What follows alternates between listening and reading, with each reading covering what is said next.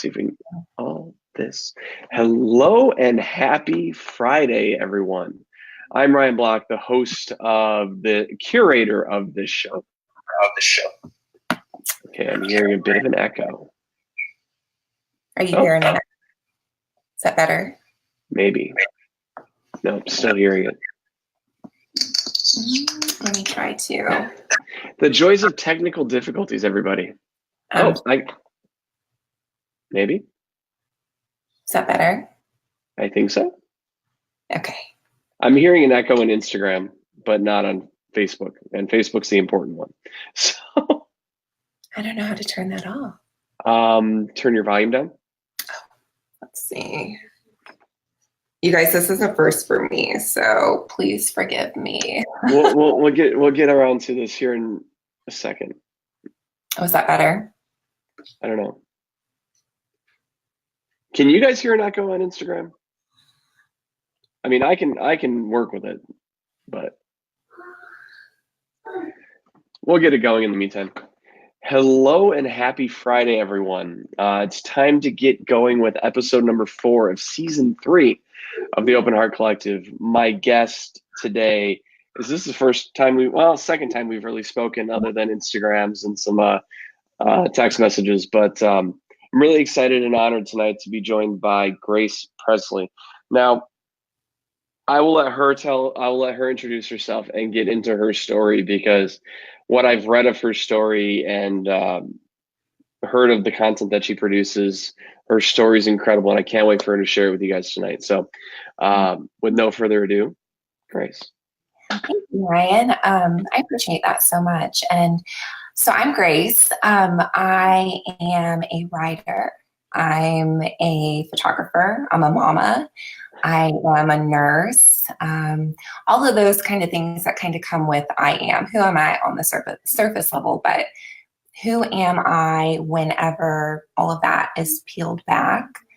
You peel back all those layers. I'm a child of God. I am a space holder. I'm an entrepreneur. I own a business called Your Story Worth Loving. And I'm a storyteller at heart. I tell stories, and I tell stories. I tell my story, and I hold space for other stories as well. And what I do with that is just peel back those layers that we so often build up on social media, makeup, filters, facades, all of that. I just peel them back and reveal them. Well, on that note, I'd love to hear more of your story. I mean, yeah, we're all entrepreneurs. Yeah. I like to say I'm a curator more than a storyteller, because I mean, my story is one thing, but I want to be a conduit for others to tell their story, which is why this show exists. And the mission of it is, my story might not resonate with you or help you, but your story is going to resonate with someone else. Yeah, absolutely. And I believe in that so much. So whenever we share our stories, whenever we hold space like this to share our stories, it may not be exactly the same, but it does resonate within the hearts of other people. Right. You know, that is so much of the mission of Your Story Worth Loving. And so part of my story is that I started sharing my story on Instagram, but I really started sharing those messy parts of my story. We all have those stories. And so we can dive in. There's so many pieces to it, but where it really starts to get messy is in college. I had an eating disorder. I didn't truly know, obviously, as a 20-year-old going into college, leaving high school, who I was. And so in college, I broke up with a boyfriend. We broke up. We were dating 6 years, and I developed an eating disorder. And that really... Sorry, typing. That's okay. I think there's probably still an echo there. Yeah, working on it. Yeah. Should I unplug maybe? You can try that. Yeah. Let's see. Unplug my headphones. Yeah. Let's see. Is that better? I think so. We shall see. Let's see here. Still a brief little echo. Is that better? I don't know. Is that better, guys? It's small, but I think we're there. Small. I don't know how to turn it off. You want me to keep going? Yeah, keep going. I think the echo was on my end, not yours. Oh, I gotcha. So in college, I developed an eating disorder, and what happened with that is I just truly hit a very dark place. And with eating disorders, you know, there's a lot of things that go into that. There's a lot of control or lack of self-control, and eating disorder is essentially an addiction. And so I had no self-worth then. And what happened with that eating disorder, I don't go into the totality of that eating disorder, but what happened next after my eating disorder is that I attracted what would soon be my husband. I attracted a man who would end up treating me the same way I felt about myself. And so we dated, and I got married shortly after graduating college. And it was a place, looking back, hindsight 2020, where there was no self-worth. And so what ended up happening is, obviously we're divorced now, but in those 4 years of being married, there was cheating. He cheated on our wedding night. There was domestic violence. There was abuse. There was gaslighting. There were lies. I lost my job during my divorce.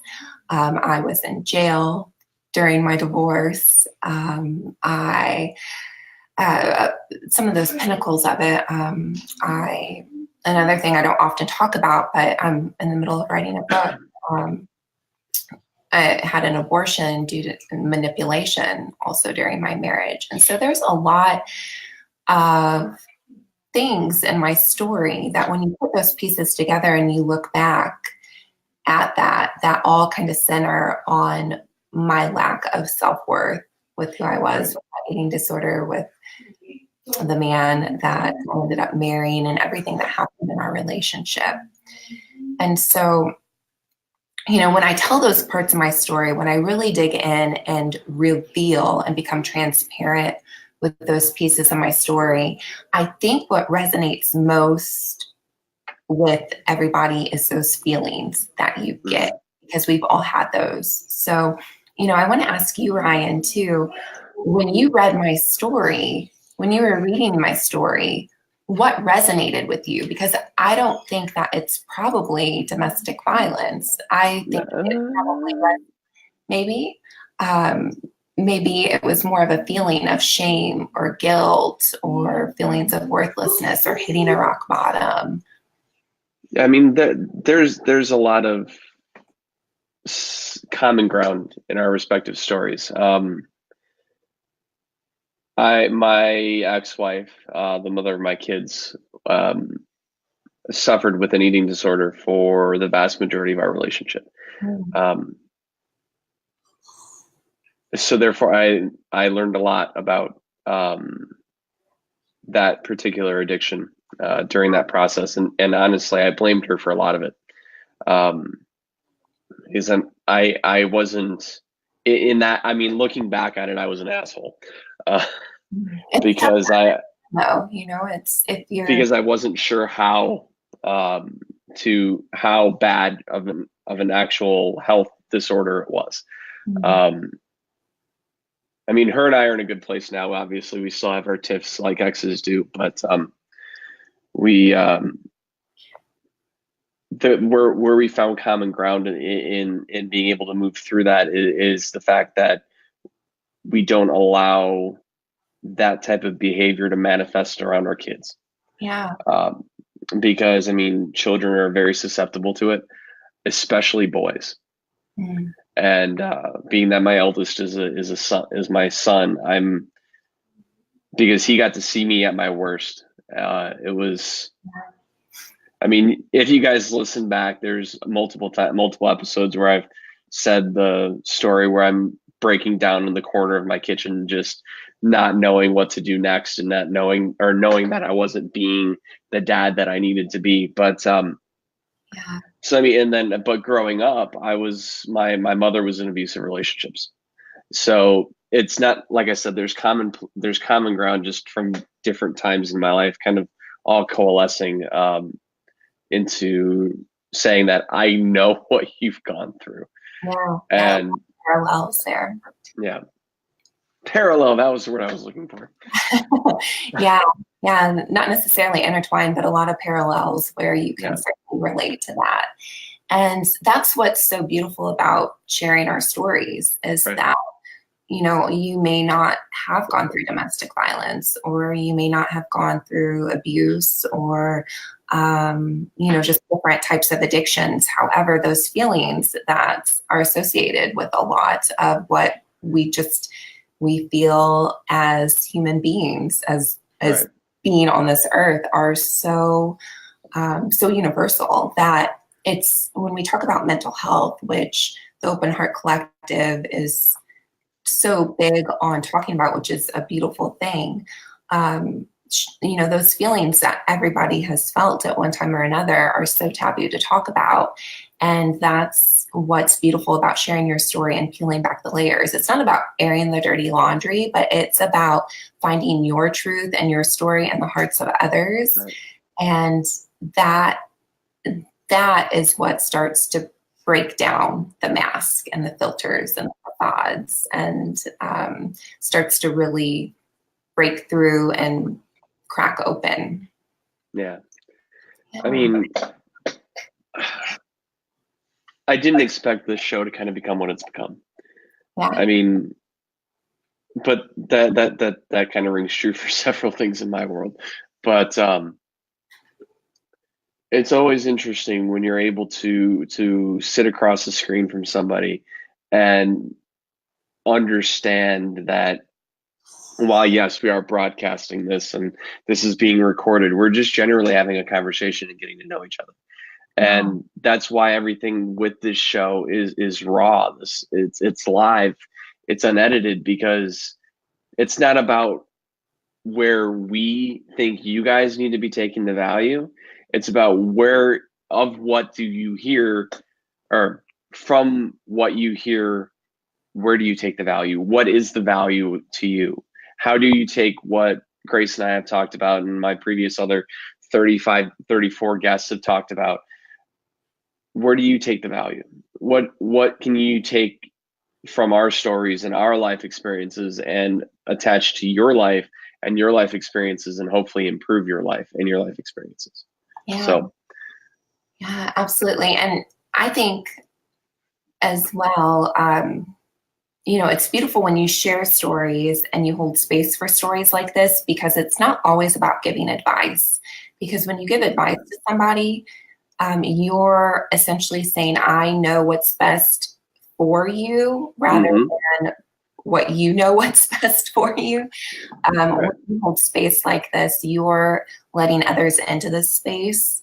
You're letting them experience and kind of dig within those feelings that they may have too, and figure out what's best for them. You don't have to give advice to actually be able to be there and listen, or to be. And oftentimes you don't want to give advice. Yeah. Right? Because or you don't want to receive advice. So speaking to those people who may be struggling out there and like, I don't know what I'm going to do. Like, I lost my job.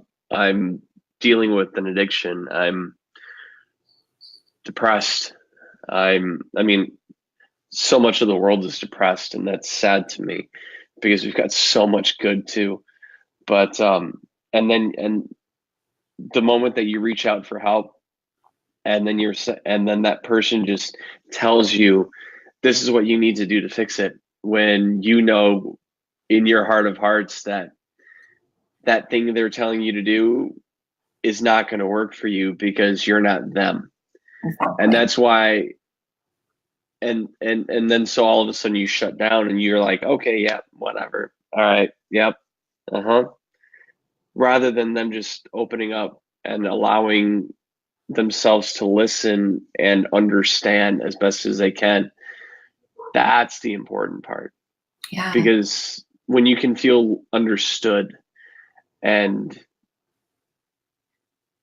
know that if you're vulnerable, that your vulnerability is not taken without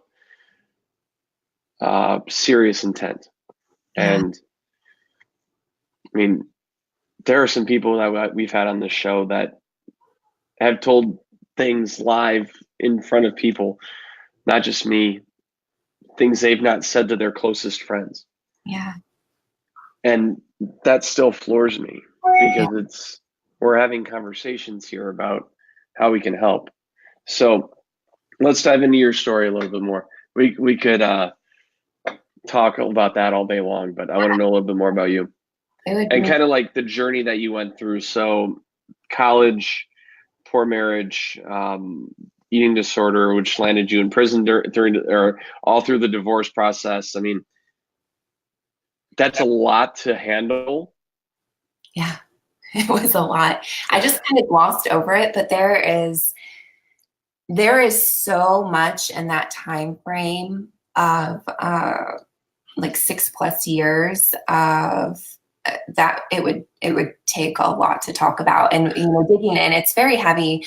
It's not really heavy anymore for me to talk about because I've done the work. I've worked through it and released that shame, and I am completely okay with being transparent. Right. Sometimes it's very heavy to listen to, but that journey of developing an eating disorder was something in itself. Saying that your ex-wife, like seeing that from behind the scenes, an eating disorder is essentially an addiction. And so I honestly feel like they don't ever truly go away. You just learn how to manage them with any addiction. And so I've come from a place that has circled around learning to manage that. But in my darkest moments of having that eating disorder, I would step on the scale every day and make sure my thighs didn't touch, or, if I drank water, make sure I wasn't gaining weight, or throwing up 10+ times a day and running 6 miles and doing all these things to my body. Coming out of that and looking back, it's a complete radical transformation, but that takes work. But in the midst of that eating disorder, when I met my ex-husband and we started dating, I was looking for somebody to love me because I didn't love myself. So any outside source of validation. And so when we met in college, and, Thomas, they usually say opposites attract. And I think initially they do, but I think as you grow older, like attracts like. And so we were so opposite. And that was intriguing to me. And, what essentially happened is it didn't start out that way. Abusive relationships rarely start out that way. Yeah. But I started noticing things, and he started, saying that they were my fault, the cheating, different things like that. But we started in Missouri and we moved to North Carolina, and that's really when stress started to happen.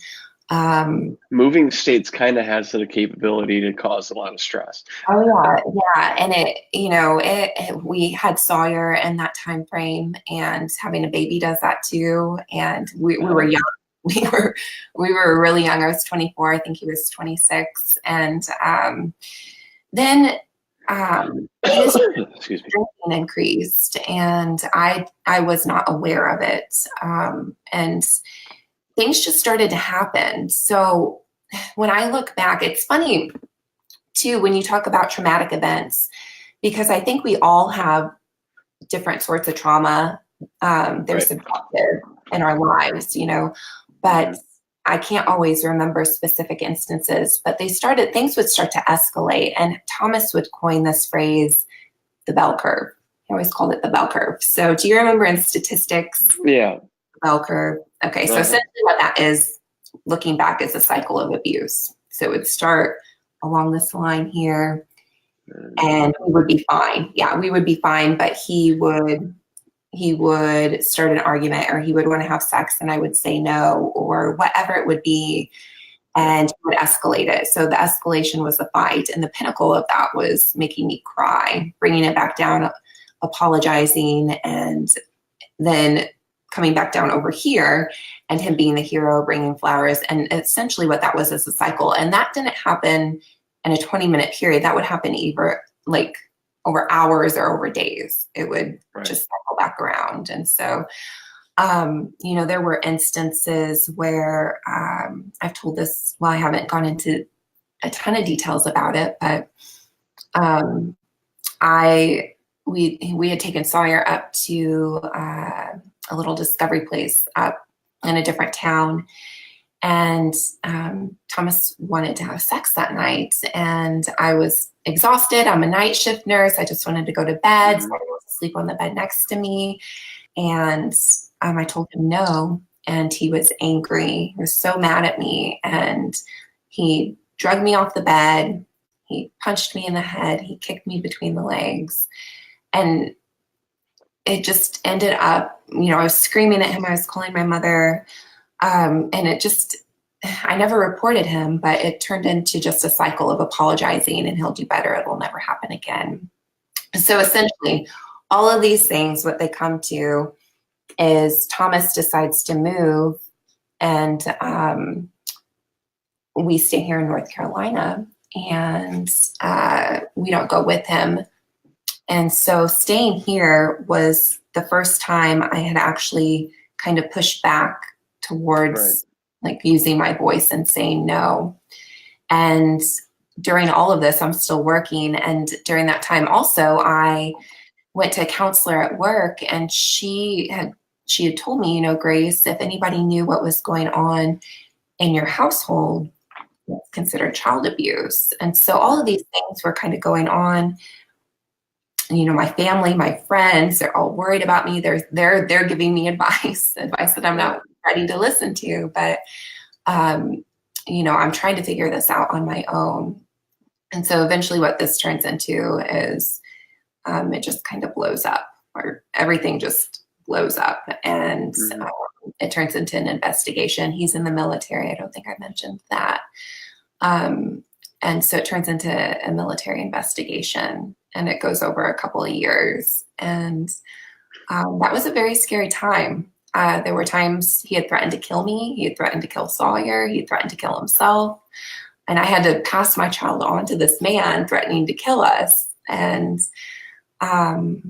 you know, it was a dark time for me. So in those emotions of fear, of this one thing that I wanted so badly. I grew up with a single parent, of keeping my family together, and here it is falling apart.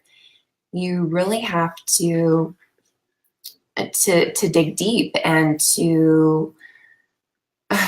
or you hit rock bottom. You can dig deep, or you can hit rock bottom. And essentially for me, I hit a rock bottom, and I kind of describe that as a rock bottom that doesn't really hit back. You just feel like you keep falling until you can't fall any further, but you're kind of forced to look at yourself. Right. And so this whole thing, this whole journey of, you know, of our marriage, of finding my voice, of actually reporting him. Another thing, you know, he would say to me all the time is, nobody will ever believe you. Actually telling this part of my story and having people on posts say, Grace, I believe you. You know, it's been a huge awakening, I suppose, because I think some of the most powerful words that you can say to someone is, I believe you, or me too. Or I believe in you. Yeah, I believe in you. Yeah. And that's not there, you know, there again, not necessarily giving advice, but holding space for support. Right. That's the entire ethos behind this community. That's why, I mean, you guys know, I don't do this for money. Like I never will. It's about how can we amplify our voices and create impact with the stories that we tell. Yeah. Because I mean, Grace, you're a mother, I'm a father. I don't want my kids to have to grow up dealing with the shit that I did. Oh, absolutely. Absolutely. I mean, I don't want my kids to have to go through the anguish of depression, or worse off, the attempt at exiting your life. Yeah. It's not worth it. I mean, and all it takes to get past that is for us to talk and actually care. Yeah. Which I know is kind of a weird concept about actually giving a shit about people. It is. You know, it's without any ulterior motive. Like I'm not having this conversation because we're also getting into a business arrangement. Like this is a conversation because I genuinely care about you and want to know more about you and seeing how I can help to amplify your voice for your own mission and what you've got going. And I don't know. So many people care, but with a yeah, but. You know what I mean? Yeah, I think that's one of the beautiful things too about the Open Heart Collective is simply like people are often dumbfounded when you reach out to them, and, you know, just with that genuine curiosity about them or holding space for them. You know, you're active, you know, on the Instagram community, and you know, sometimes I'm dumbfounded when I receive messages back, "Thank you for responding to me," and I wonder, do people not respond to messages? Or, you know, this is what this space is for, to cultivate these relationships. And so what's beautiful about that is not only cultivating relationships, but that they felt vulnerable enough to reach out to you and holding that space to reach back out. And so, right.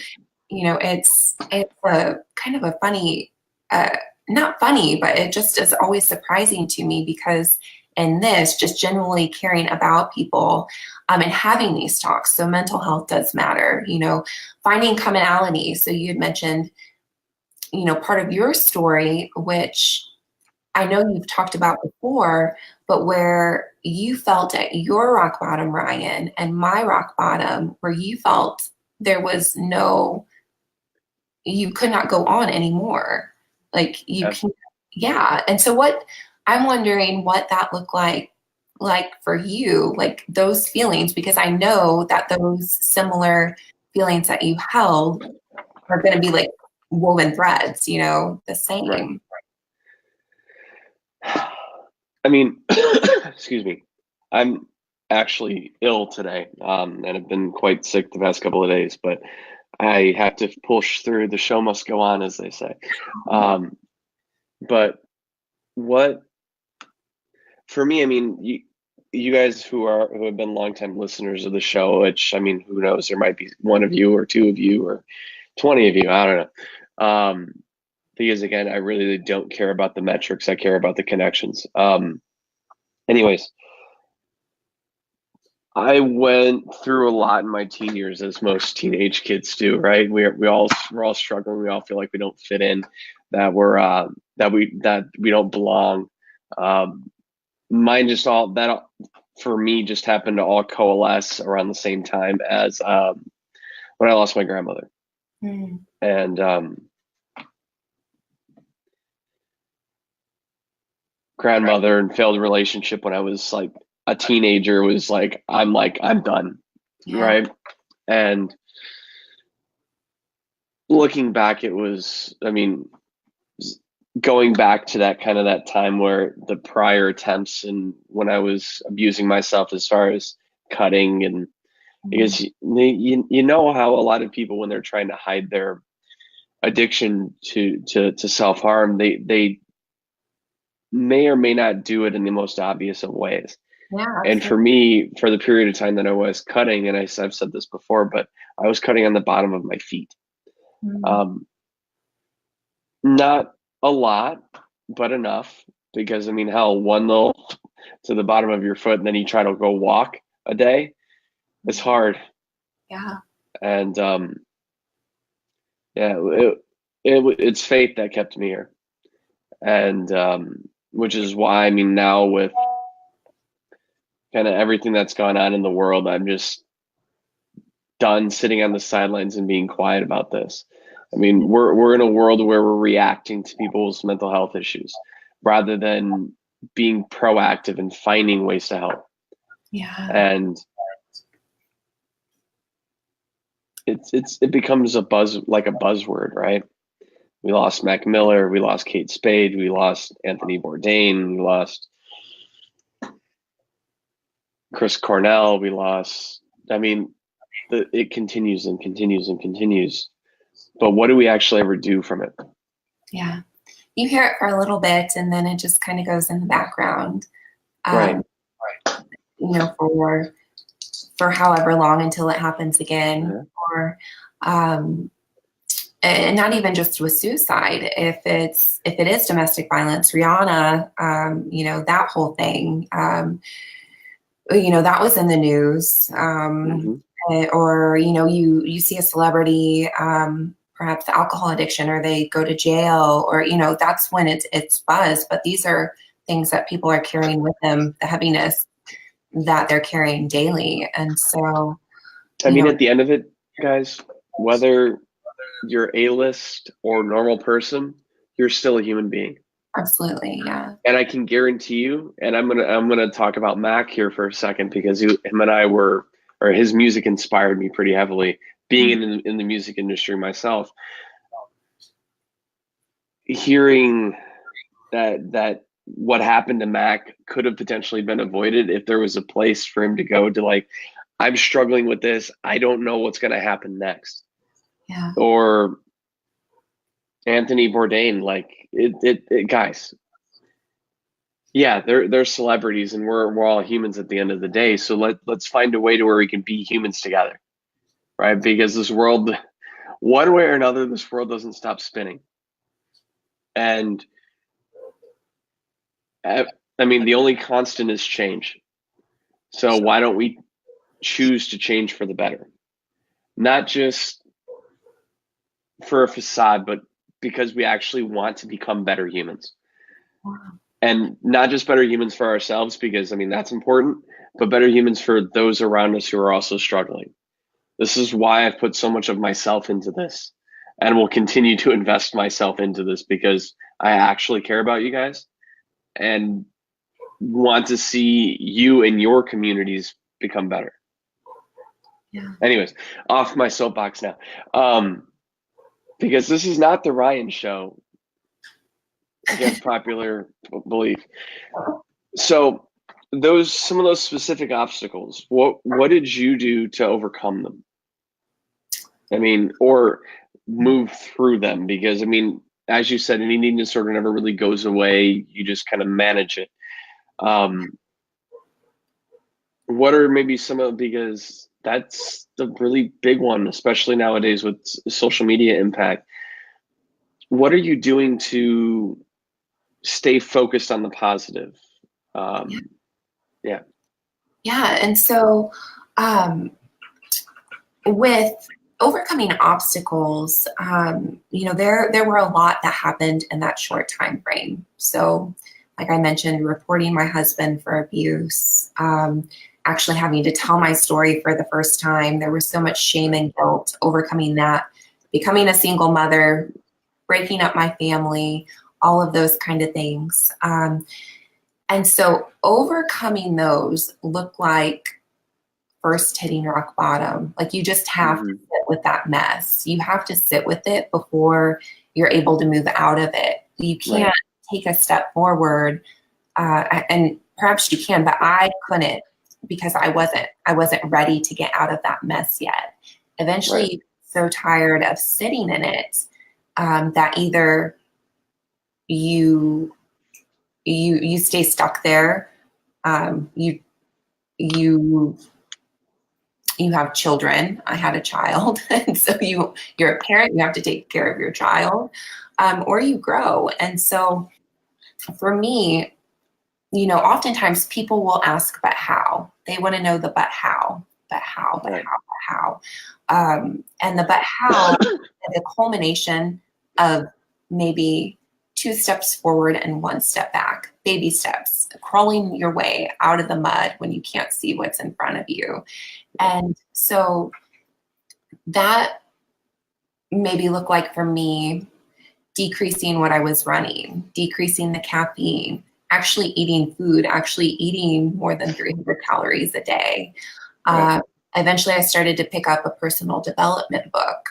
And when I picked up a personal development book, what that did, that's as simple as reading, but what that did really expanded my mind into a different way of thinking that I had never actually thought about before. Instead of being stuck in my mess, allowing us to grow. And so when we actually talk about mental health, one thing I wanted to mention is that, we often talk about physical health, spiritual health, all those kinds of health, or, exercising your body and doing these things. Right. And so when you talk about mental health, you also have to exercise your mind. You have to exercise your heart, like literally Right. your heart, to allow it to grow. And so how do you do that? How do you work your mind? How do you expand your mind? Knowledge. How do you do that? How do you move outside of the thoughts or the old stories you've told yourself to create new ones for yourself? And so that's what that looked like.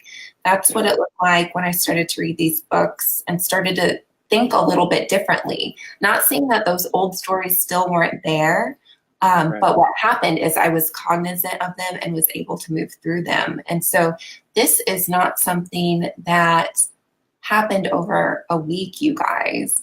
This is something that happens, one, over your whole lifetime, but you continue to grow, and it continues to carry on. And so, it looks like, what does that first step look like for you, for whoever's listening right now? Or replacing, perhaps maybe one habit you want to get rid of with a new habit. There's all these different things that you can do, but really, I could go over all those things I did. We might have to make this like a part 1, part 2 kind of conversation. It's not going to look the same for the people who are listening, but parts may look like that, but it truly is a path of personal growth and development, and learning to tell those stories, one, that were told for you before you were ever born, 2, that you grew up with and you began to tell yourself, 3, the ones that you currently believe, and 4, then the new ones that you write for yourself. And so that's just been, it's been a long journey. As it should be. I mean, life is one step at a time, one day at a time, one knowledge bump at a time. I was in the finance world for a while, and they called when you made a mistake with a client a knowledge bump, because ouch, that hurt, but now you know not to do that again. So yeah, many knowledge bumps later. But Jeremy over on Instagram had asked, like, I think he kind of figured out what we were talking about, but he had made a comment about it, which, I mean, amazing new people tuning in. So thank you for that, Jeremy. But this is episode 4 of 3rd season of the Open Heart Collective, a live podcast-esque show where we talk mental health through the stories and the people that lived them. Okay, so basically figuring out what works for you, a lot of self-awareness, a lot of self-development, allowing yourself to move through and feel and sit in the mess for just long enough for you. So what you do, though, if people are listening to this and they feel like they are in that mess, if they are at their rock bottom, you don't go tell them to go do some personal development. Like that doesn't work like that. Agreed. You meet them where they're at. So you meet them where they are. you hold space for them like this is doing. And then also just allowing them to figure out what that next step looks like for them. And eventually the growth and the path leads them on the direction they're supposed to go. But that's what it looked like for me. It was just baby steps of crawling out of that mud. And it was very, very messy for a very long time. Hand bear crawl. Yep. Yeah, absolutely. It is. And people don't often, we have so many curated social media feeds, filters. I don't understand what's with all these orange filters on people or these like ridiculous, I don't know, just curated feeds of where we look at it and we feel like our lives are supposed to be like that too. And they're not, I had a friend ask in her Instagram stories a few weeks ago, where she was like, all right, do I do posts like this or is it just random? I'm like, random, because your life isn't programmatic. Yeah. Like, I mean, you look at my feed on Instagram. Yeah, it's got a bit of a vibe and a flow to it, but that could change based on how I'm feeling. Sure. Right? Because I mean, yeah, I'll do a post talking about the Open Heart Collective, and then we'll do my little single word or brief comment like meme-esque post where we're some attempt at creating an internal fire in people. More so it's just me thinking out loud. Yeah. And then it's a random video where I might be saying thank you to somebody, or an announcement for this coming up or that thing that just happened, but it's me. Yeah. And yours has got to be you. Yeah, absolutely. And it's becoming more real, hopefully, right. People being able to see more realness because we're so one day at a time. Yeah, we're so often craving connection, but when we go and find connection through scrolling, you're also being so disconnected from reality that you're just doing yourself a disservice. So instead of connecting back to your heart source, you're just comparing yourself through everything going on.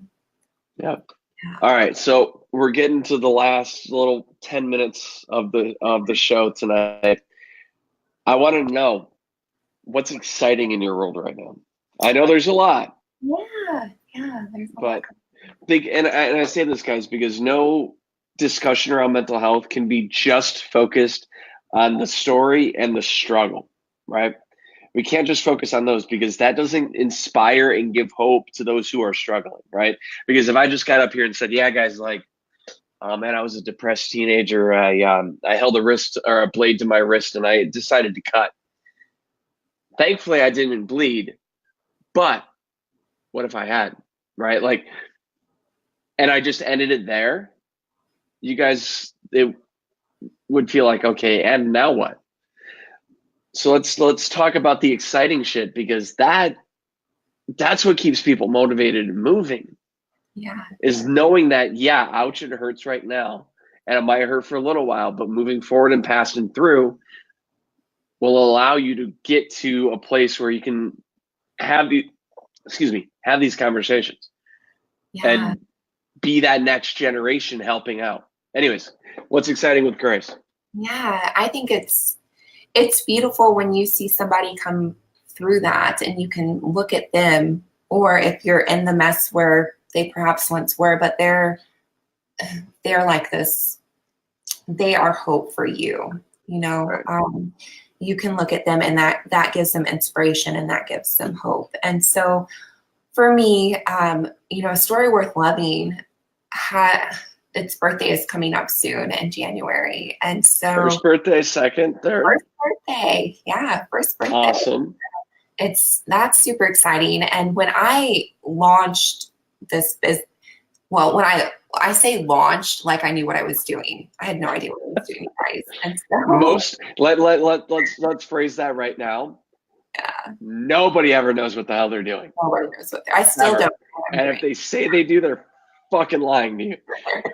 100%. That's so much the truth. That's something that needs to be discussed more as well, but because it's often glamorized and it's not. So I still don't know what I'm doing, but I'm taking those steps forward. But because starting a business oftentimes is this in your basement by yourself staring at his computer screen, wondering how you're going to fucking change the world. Exactly. That's so true. That's so true. And I think that resonates with every business owner or entrepreneur out there.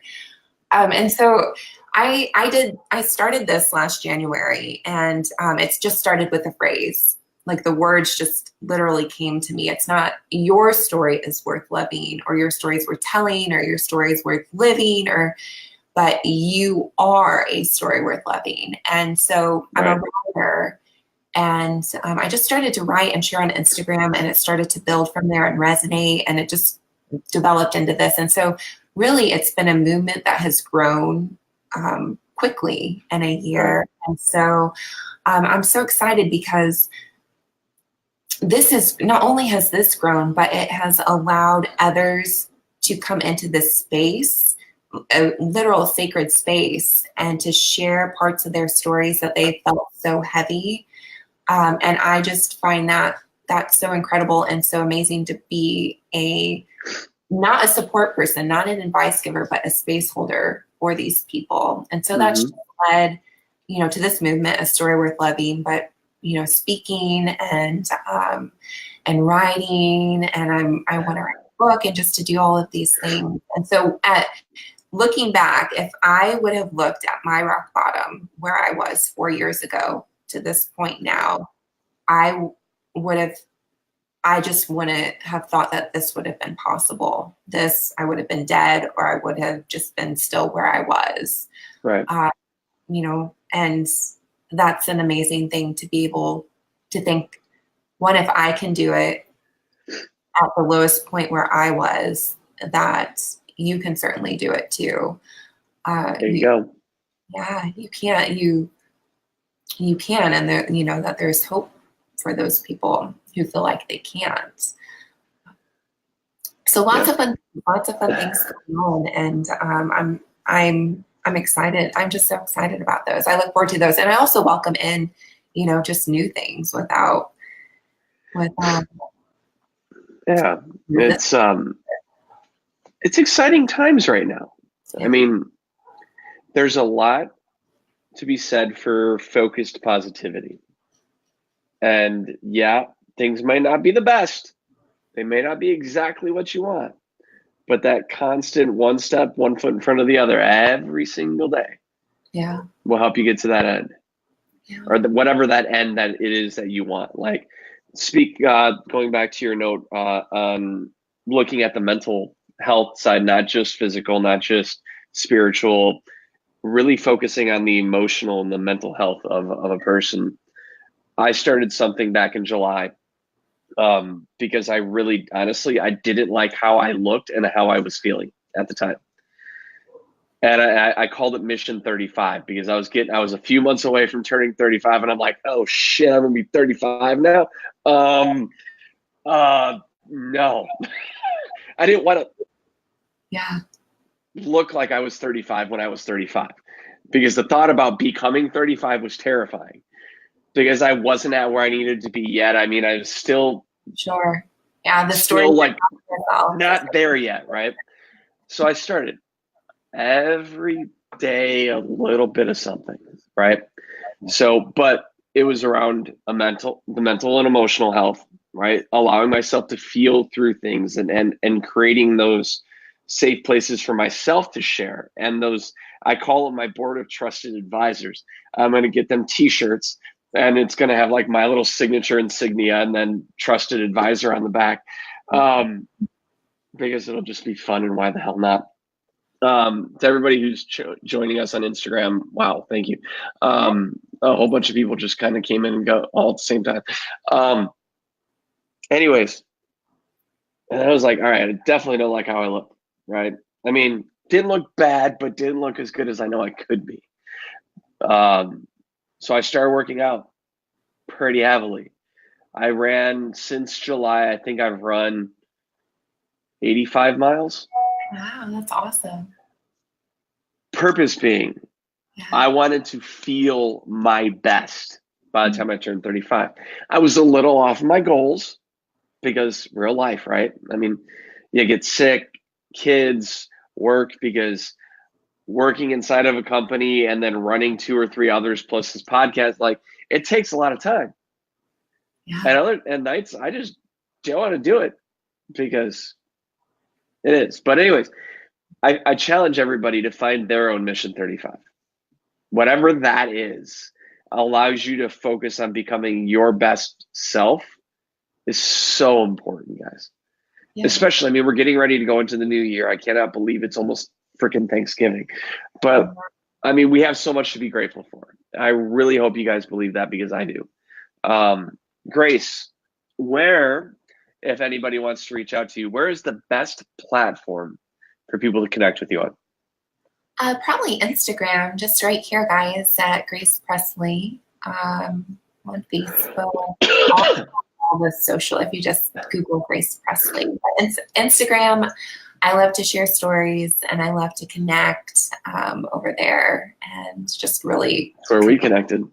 Yeah, exactly. And it is a powerful tool and a powerful platform for connection. Agreed.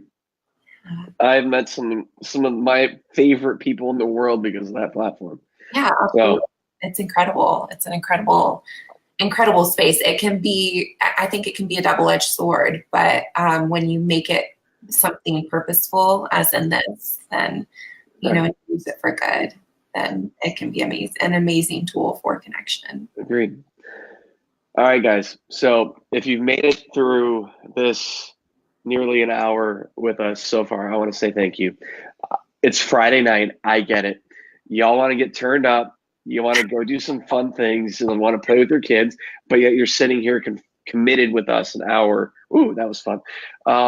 Twice a week, every week. This, though, I do believe is the last episode before I take a break next week. Next week is obviously holiday week here in the U.S. And if I do this during the holidays, my wife will probably not be very happy with me. So next week we are an off week, but we are back the following week. I do believe that's how I had the schedule built out. We'll see. In the meantime, this episode, as well as my episode with Shauna from Wednesday, because she all messed up my schedule this week. With Shauna from Wednesday will be available in audio for you audiophiles out there, right? The people who want to listen and can't just sit and watch a video. Although you get to miss me drinking from this water bottle about 20 times an episode. If you do only want to listen to the audio. So that'll be available on Sunday. This video on Instagram, unfortunately, will end in the next 24 hours. So if you want to see the entirety of the video or wonder what were you talking about this entire episode, go over to Facebook, which you can get to via the link in my profile, and check out the video there. But the video will also be available on YouTube starting Sunday. All videos or all episodes in the series are available on YouTube as well as on my Facebook. I hope you guys get something from these episodes because I know that this is kind of like my therapy in a weird way. It's very cathartic for me. But I want to say thank you to Grace. I want to say thank you to everybody else, but most importantly, right now in this moment, thank you, Grace. Ryan. And want to give a little quick update. We're getting ready to head into the holiday season. This is a time of year that is bad for a lot of people, whether of trauma that occurred during this time of the year and it's a remembrance of that trauma, or because maybe others aren't as blessed as those of us are. Reach out now more so than probably any other time of the year because there's a lot of people who are struggling. I know I'm going to be doing it. My life is chaos. My life is not mess, but my life is crazy right now. But it's important to me that I connect with you guys. So on Instagram, Instagram and LinkedIn, I'm going to make you guys a promise right now. You guys are going to hear a lot from me the next couple weeks. And not necessarily in posts, but in private messages. Last Thanksgiving, I started doing this where I was sending random thank you messages to people completely out of the blue because I actually just care that people are connecting with me, whether they like a single post or even respond to the message. Yeah, and it's a little echoey tonight, guys. I'm sorry. If you don't want the echo, go check it out on Facebook. I'm just trying to, like, what we have to say is so important that it gets to echo twice. In the meantime, please help and reach out to other people that may be struggling. If you yourself are struggling and you don't know where to help or reach out to help, my phone number is in my Instagram profile. Call me. Amazing. So, yeah. Or text me or DM me or however you want it to be.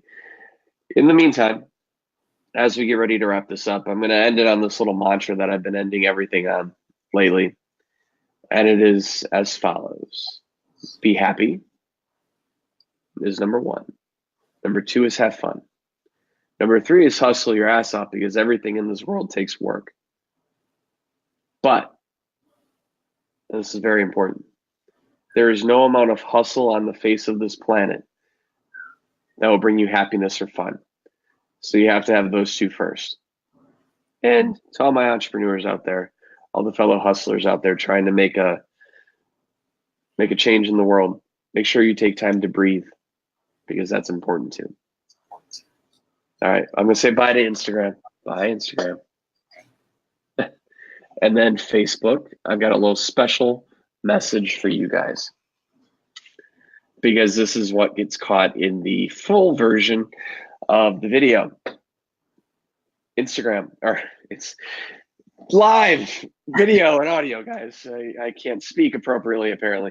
Anyways, we're getting into what's going to be a very big phase 2 of this content, of this community. The point where we start to really dig deep and gather all of these resources from around the world so that next year, God willing, we're able to start putting this app together. I'm going to start contemplating starting a fundraising campaign for this. I've got some other obligations during the holidays, but begin to see it in January. Because we all know that when you're struggling with mental health, the base issue in any mental health problem is anxiety, right? Because you become anxious about something, and then that anxiousness manifests into depression, into an eating disorder, into alcoholism, into anything it manifests into. So how do we avoid that? How do we work through that? We work through that because we have to. But oftentimes we go to Google, and what does Google give us when we type in the word depression or eating disorder or anxiety? It gives us 80 million search results. And if the core of any mental health problem is anxiety, and you get 80 million search results, you're not going to make a decision. You're not going to reach out for help because that's too many choices, right? So we want to make it a little bit easier for you guys to find the resources that you need that are near you. We're going to create an app, and we're going to call it I'm Struggling With until I come up with a better name. And it's going to be this. You guys are going to fill in the blank. Whatever it is that you're struggling with, fill it in. And based on where you are in the world, we're going to be able to find a resource for what you're struggling for or with near you, and then give you an option to call them, to email or message them, or go to where they are. Because in order to take action, you need to have to find steps towards that action. So that being said, if you guys have any resources that are in your community, that are in your area that you know of, that are anywhere near this, please share that with me. I highly ask that you guys do that, please, because it's going to take a village to build this. And I've got the development, I got the people that can build it. I just need all the information. And in the meantime, though, I hope you guys have a great Thanksgiving. I hope you have an amazing Thanksgiving, Grace. Oh, thank you, Ryan. You too. Tell Sawyer I said hello, even though he has no idea who I am, other than the fact that I'm the guy who's taken up an hour of his mom's Friday night. And if you guys need anything, I'm literally a phone call away. So bye, Facebook. Grace, I'll have you stick around for a second. Facebook.